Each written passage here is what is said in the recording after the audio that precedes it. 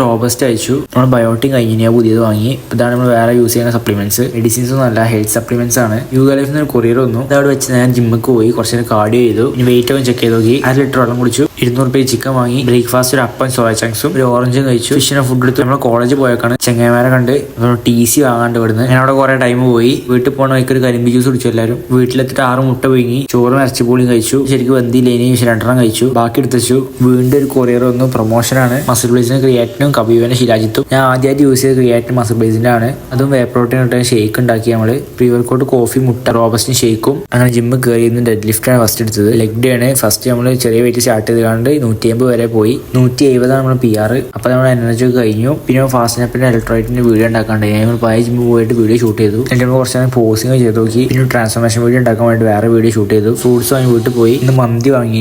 പീസും സാലഡും കഴിച്ചു. ഒരു ഓറഞ്ചും കഴിച്ചു. അപ്പൊ ഇതാണ് ഞാൻ യൂസ് ചെയ്യുന്ന സിറം. സാലിസിലിക് ആസിഡ് ഉണ്ട്. അത്